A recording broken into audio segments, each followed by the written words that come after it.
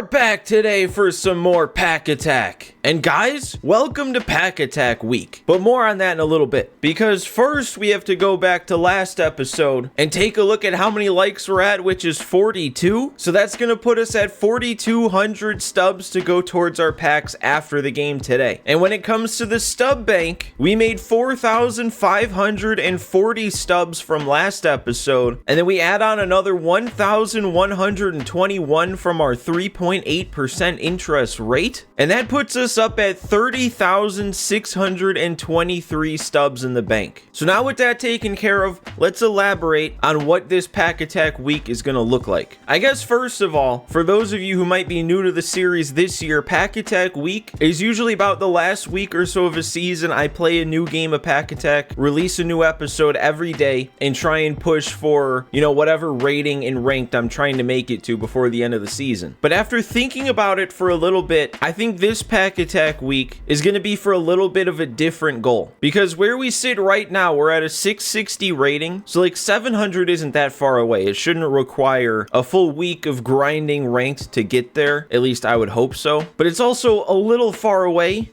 I feel like to try and push for an 800 championship series rating, especially with where the team is still at. Because even though we've done a great job upgrading this team, the offense looks pretty good, the pitching's even getting better, the bullpen is half diamond, there's still a lot of holes to fill before I can even sit here and say that I think I could win a game at an upper 700, 800-ish rating with these guys. And ultimately, the whole goal of Pack Attack is to try and make it to a World Series rating. So if 800 is even probably out of the question, obviously we're not going to be making a push towards World Series. So with that all in mind, I think the goal for this Pack Attack week is just going to be to try and set ourselves up in the best possible spot heading into season 2. It also just doesn't make much sense to me, again, without anything meaningful that we're pushing for in the ranked season, to be spinning our pack wheel for cards that we can only use for a couple more days. So I know I said last episode that I was kind of planning on spinning that pack wheel today. We're up over 30,000 stubs in the bank, but the more and more I think of it, the more and more I think it's just the best plan to just save all of our stubs in the bank through this last week here of the season, add on whatever we can from selling our season 1 guys that are going to be removed from the team, and then maybe we can start next season with a huge chunk of stubs and we won't have to be starting from as far behind as we otherwise would be. So with that in mind, then our team for today is set, but we're not coming in empty-handed. We did get 3 new diamond upgrades to the team after our packs in the last episode, because we got lucky. We pulled 86 overall Diamond Dylan Cease, and I know that doesn't sound like a big deal, but it's still an upgrade to our pitching, and it's a core card that we'll be able to take over to next season. We also got lucky and pulled Mason Miller, so that's another diamond to add out there in the bullpen, kind of the same deal as Cease. 85 overall isn't, all that impressive, but it's a guy that we get to keep going into next season. And then somebody we don't quite get to keep going into next season, but should definitely help for the remainder of this one, is we added Ryan Barucki from that season 1 awards base round pack. So now we have another diamond reliable lefty arm in the bullpen. So yeah, man, pretty much the whole focus of the remainder of this season is going to be on making as many stubs as we can to go towards the bank. I don't know, maybe it's optimistic, but I'm kind of eyeing that 100,000 stub mark to shoot for in the bank for the start of the next season. And all right, so here we go. We are at the point in our rating where we could definitely be playing on Hall of Fame difficulty at any point here. This dude,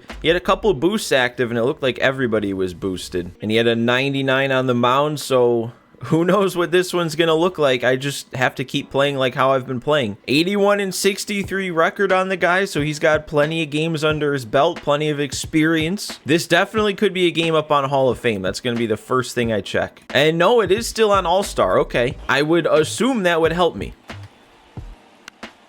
And Kiermaier, are you going to not save that? What? A ball that Kiermaier couldn't get to in center? I know he's been slumping at the plate, but not making plays in the field.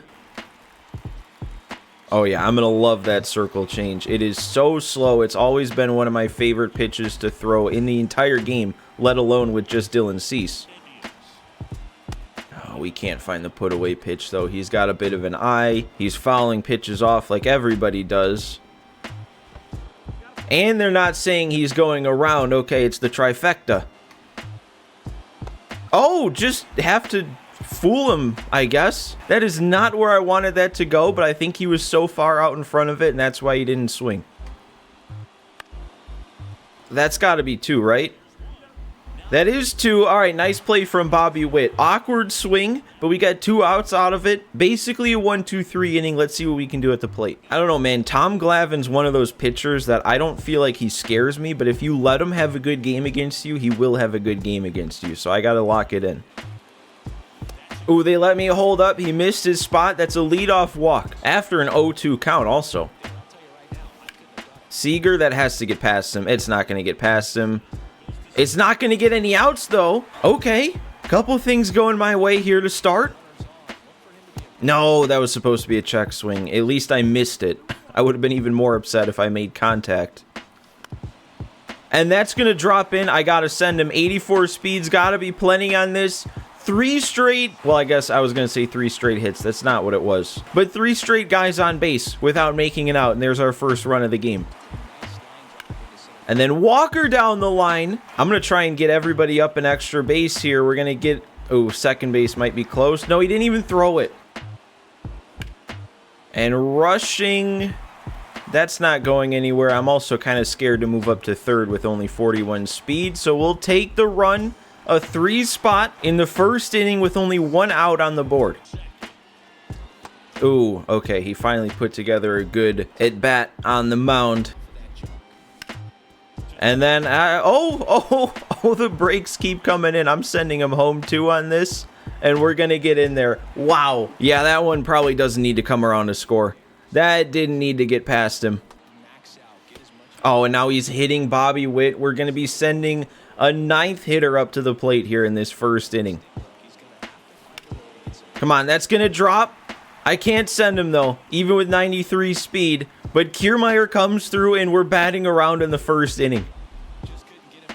Oh, and that was such a good slider. Of course, we'd leave the bases loaded at the end of it. Can't really complain, though. 4 runs in the first, made him throw like 35 pitches. We've set ourselves up in a really good spot. I guess it's also worth pointing out to you guys, worth doing a little self-promo here. But if you're interested in watching me play some hopefully competitive games, I'm also trying to do a little bit of a World Series push over on the main account. But all the restrictions of trying to use the Pack Attack team are not in play. It's just me sending out the best possible team I can, trying to make it to World Series. So that could also be a little bit of an explanation why I might be playing a little bit better right now, as I've actually been playing a little bit more ranked. Oh, we didn't lose him. I really thought he was going to lay off of that on 3-2.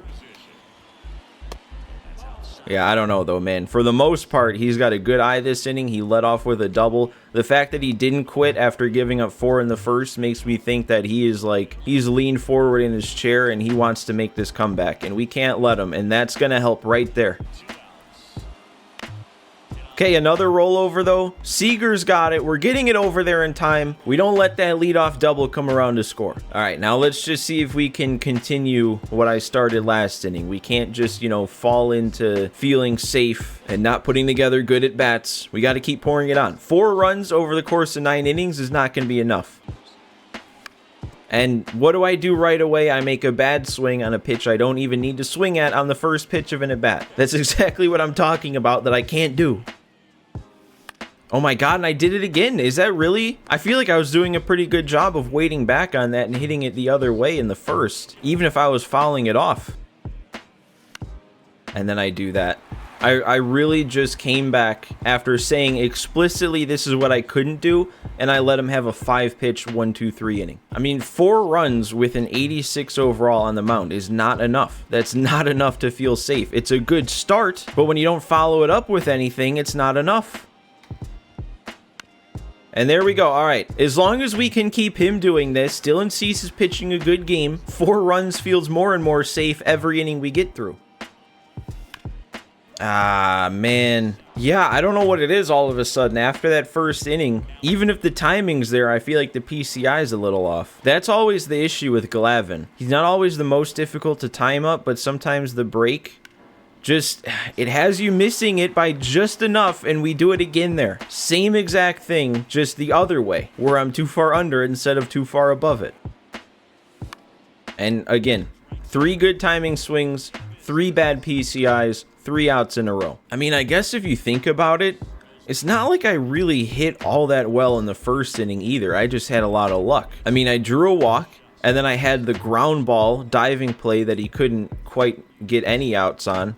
Then a blooper to drive in the first run. I guess the next swing was pretty good down the line, but it was still probably an early swing. Then you had the sac fly, and then the bad hop grounder that got past him. So, like, it's not really like I was making all that great of swings anyway. I was just kind of lucky. Dude, it's, yeah. Foul balls are starting up here. Look at energy's down below half already now. Only 1 out here in the 4th. And now he makes a good swing. Spent the whole AB dialing that in. Foul ball after foul ball late to the opposite field, and then he sneaks one in down the line. Okay, we got him again on the circle change. I feel like it actually turns into a better pitch when I miss my spot and it looks more down the middle. Ooh.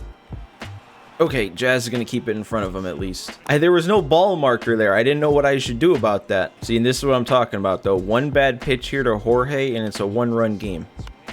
Or we get 1 good pitch, and we keep it at a 4-0 game. Cease might be running low on energy, but if he can give me 1 more good inning, get us through 5, that'd be nice. Especially now that our bullpen got 2 new diamonds after the last episode. We can probably spare going to that bullpen. Although I guess our last game we used the bullpen a lot, so we might not have a ton of energy out there, but at least we have the 2 new guys. Wow, I missed that? It's gonna tell me I had good timing. Yep, you knew it. Good timing, PCI is off of it even further that time, and I can't even make contact. I can't get the bat around on the sinker. I am really not liking how this is going. And I didn't get enough of that, did I? And if I make that same swing with good timing, it probably does do a little bit more. Finally have a better PCI, and it's bad timing. All right, let's see if we can get through this inning quick here, and then we could see about getting Cease a quality start. I also did start warming up the pen, and our energy situation is definitely a little worse than I thought. So it would help if Cease could give me 1 more inning than just the 5th, and that helps. And there we go, another grounder. And another one. That is the exact quick inning that I was talking about. I think maybe the most impressive and disappointing thing is where this guy's pitch count is at. I had him up, I think, over 35 pitches after that first inning. And now he's in the 5th with only 63. And I'm still making weak contact. There's a hard hit ball, and it's going to stay up in the air and be caught. Okay. And, oh, that actually got over his head. It bounced high enough. That's my first hit since the first inning, and he's coming on that. I guess that makes up for the 100-mile-per-hour line out. Oh, my God, dude. That fooled me so bad. There we go. All right, he tried to go to that same pitch 3 times in a row. You can't let anybody throw the same pitch 3 times in a row. And now Ramos, I'm going to send him. Ooh, things are looking weird. Why are things looking weird? Are we in there? I think we are. 3 straight 2-out base hits gets us our first run since the first inning. And I don't think that's going to get through, and Jazz doesn't beat it out. That was close. All right, well, especially now after an extra run, we'll definitely try and get Cease through this 6th inning, get him a quality start. And, of course, right on cue, first pitch, we're giving up a homer. Yep, Vierling can't get there. No. Don't let that drop in, please. Thank you, Matt Vierling. Ooh, he actually waited back. Really, Witt didn't make that play? With all the super dives that everybody, including him himself, makes? And he didn't get to that one? All right, well, I guess Cease, you got one more base runner of leash here, and Ramos is going to help you out. Okay, and there we go. We jammed him. We got the last out of the 6th. Only the 1 run allowed. Still a quality start for Cease. And that's going to be his day done. Wait. I didn't get enough of that. Wow, I really thought as I was pulling the trigger and swinging at that I was about to destroy it. Kiermaier, that's about as good as a swing can get.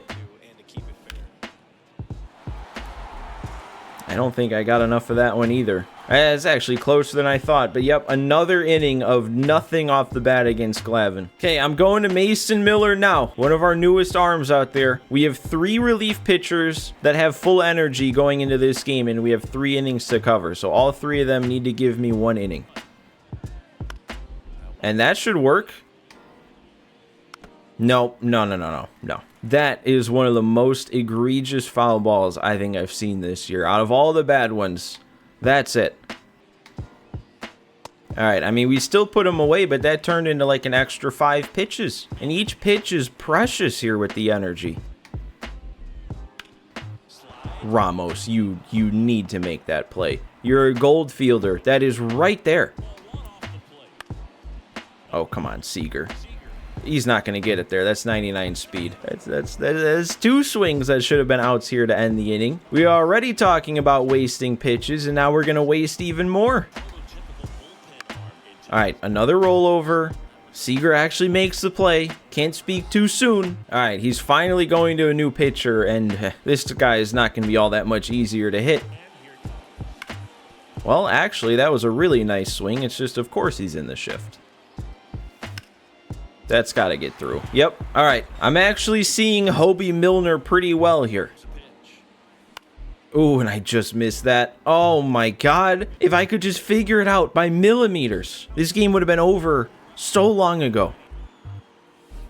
Oh, and then that actually got me. All right. Well, we are going to go to another new arm here. I think this is actually my first time using Matt Strahm, even with how long I've had him on the team. Okay, I don't really know what's going on here. I brought in Matt Strahm, and dude's been paused now for the next 2 minutes. There's no reason to be paused for this long. All right. Okay, there's a very good chance he's, like, still not there, and I'm just not throwing strikes. Nope, he's there, and Jazz is still getting good reactions in right field. Oh my God, they're testing him out there. Look at him. Just turning his back and getting to the spot like a natural out there. And a ground ball. Good inning from Strahm, even if he did give up a couple hard hit balls to right field. That's good enough. Runner on base. Never hurts, obviously. One more hit, too, would get us an extra 500 stubs, which would be nice. Okay, I'm going to risk a strike him out, throw him out double plate here, but I'm going to take off. Yeah, I knew he would go off speed there. So we're going to get in. Ooh, and that hurts. Kiermaier, lefty, what can you do for me here? Get down the line. No, come on. 100 off the bat. That is one of my better swings of the day. Man, that diving play legitimately just cost me like 1,000, maybe even more stubs. All right, another rollover over there to Ramos. Can't really find the swing and miss pitch here with Matt Strahm, but as long as we're getting outs, that's all I really care about. And there's another one. And another rollover. That's going to do it. That was a weird game. Like, I still don't think I hit well, but I somehow got 9 hits. Both of us just kind of felt off. Like, all throughout that game, I feel like we both made so much weak contact. Like, we were doing enough to time it up a lot, but there were so many bad PCIs. I don't know if there was a perfect swing on either side. But as always, I will take the win. And that's now 7 in a row. And that dude's rating was actually below me. So we only get a plus 27, putting us at 687. So now we should definitely be 1 win away from 700 in the next episode. And there we go. Cease gets himself up to parallel 1 after 1 game. Soto's up to 2. Ramos is up to 1. And we did, I think, get 10 points of progress in the program. So we get a millionaire pack and 1,500 stubs to go straight to the bank. All right, but let's tally it up, see what we actually get from that one. Our hitting's gonna make us 5,300 stubs. On the mound, it's gonna add on another 5,100. And it's the bonus category coming up big with 7,887. We move up to a 7-game winning streak now. And we have 7 parallel 1s, 5 2s, and 1 3, giving us a multiplier today of times 1.175, which brings us to a final stub count today of 21,487. All right, and as long as as these are an option, I'm going to keep taking advantage of it, even though it's not sellable. So yeah, we got that Season 1 Awards base round pack, 4 more show packs on top of it, and then the Millionaire pack. And I also think it's worth mentioning, because I think I kind of forgot to actually, is especially now that we keep getting that unsellable base round pack, my plan for selling the Season 1 cards after the season's over, the way that I'm going to extend that to those unsellable cards is, even though I don't even think you can quick sell no sell cards, maybe unless they're duplicates, but in this case mine won't be duplicates. So I don't know, I tried it, I can't quick sell, but I'm still gonna add the quick sell amount. I just feel like that's fair. I feel like you kind of should be able to quick sell whatever you want, especially if it's a card that in some way you can buy on the market and it's not just, you know, a program exclusive or something like that. So I'm just gonna take the quick sell value of each card that's not sellable, and that'll be how we earn some stubs from that too. Those show packs were pretty bad, but after last episode, I don't really know if I can complain about show packs for a little while. And we get one extra one from the Millionaire pack, and that one's also not going to be great. So that just leaves us with our Season 1 Awards base round pack. And there's somebody I'm eyeing here, and it's going to be my first hitter taken from this pack. I've been focusing on pitching every single time. This time, I think it's time to go for a hitter, and I think Charlie Blackmon's the one that's caught my eye. For the next game, it's going to be an even more likely chance that we play on Hall of Fame difficulty, and then hopefully, if everything goes right after that, we'll only be on Hall of Fame difficulty for the rest of this week. So we could use somebody out in right field with a little bit more contact, because that Jazz Chisholm card only has like 70 contact both ways, and it's been fine on All-Star, but on Hall of Fame, I don't really see that working out too well. So we'll add Blackmon, plan on putting him in right over Jazz, and then we'll also actually have somebody who can field in right field.